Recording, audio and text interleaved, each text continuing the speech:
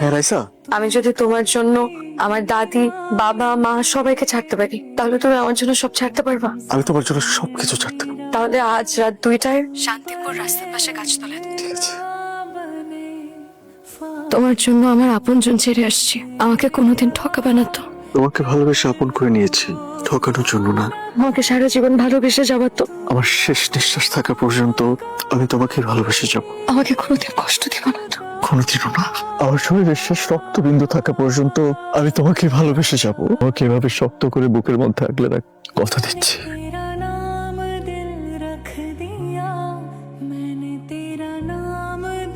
সাকিব তোর সাথে ইমার্জেন্সি কথা বলবে, দেখতো।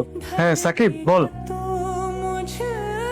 তোর দাদি হাসপাতালে, খাওয়া দাওয়া বন্ধ করে দিচ্ছে। তোর দাদির যদি কিছু হয় আমরা কিন্তু ওরে মাফ করতে পারবো না। তুই চলে আয় মা, তুই চলে আয়। পারছো? আমার জন্য কি তোমার মন কাঁদবে? তোমার জন্য আমার মন শুধু কাঁদবে না, তোমার জন্য আমার মন পড়বেও। হয়তো তুমি আমার ভাগ্যে লেখা ছিলে না, এ কারণে তো বারবার ভাগ্য আমাদেরকে আলাদা করতে চাইছে। তুমি পারলে আমাকে মাফ করে দিও, আর যদি পসিবল হয় তুমি আমাকে ভুলে যেও। তুই যাবো যাকে আমার জীবন দিয়ে ভালোবাসলাম, তাকে কখনো আমি ভুলতে পারবো না। আচ্ছা তুমি বলতে পারো আমাদের ভাগ্যটা এমন কেন? কিছু কিছু ভালোবাসার পূর্ণতা আল্লাহ লিখে রাখেন।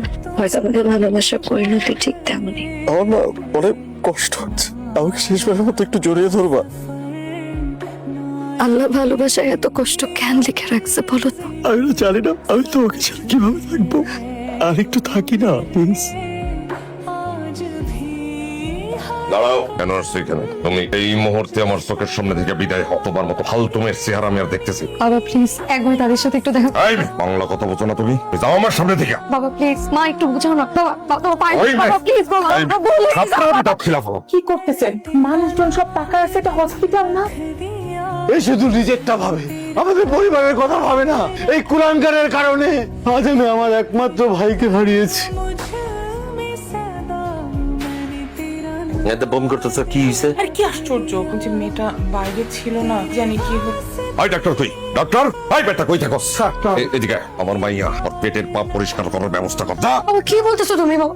আই চুপ, কত কইতে মানা করছিস? একদম চুপ। বিষয়টা আমরা দেখছি। দেখ বেটা, দেখা যায় কি আছে। এইটা আমার মান সম্মানের ব্যাপার, তুই যা। আমি আজকে রাতের পর ওর পেটের পাপার দেখতে চাই না। যা আপনি শান্ত হয়ে বসুন স্যার, আমরা ব্যাপারটা দেখছি। তাই ওনাকে নিয়ে ভিতরে যান প্লিজ। বাবা প্লিজ, যা তুই। ভুল হচ্ছে বাবা। বাবা প্লিজ বাবা। মির্জার পোলারে খুঁজে বাইর কর, যা ব্যবস্থা কর। দোস্ত, তোর ভাবির কাছে শুনলাম রাইসা নাকি হসপিটাল ইমার্জেন্সিতে ভর্তি আছে। ডক্টর, কি অবস্থা ডক্টর? স্যার রোগীর অবস্থা একদমই ভালো না স্যার। কি বলতেছেন? আমার মেয়ে আমি আপনার কথা মতো তাড়াহুড়া করে ওনার অ্যাবর্শন করিয়েছি, কিন্তু ওনার পেটে তো কোনো বাচ্চা ছিল না। ওনার পেটে অনেক বড় একটা টিউমার ছিল, তাই ভুল অপারেশন হয়েছে। আর আমি আপনাকে বারবার বললাম ওনাকে একটা ভালো হাসপাতালে আপনি অপারেশনটা করান। আপনি আমার কোনো কথারই গুরুত্ব দিলেন না স্যার। শুধুমাত্র আপনার গোয়ার্তুমের কারণে আপনার মেয়ে আজকে বসেছে।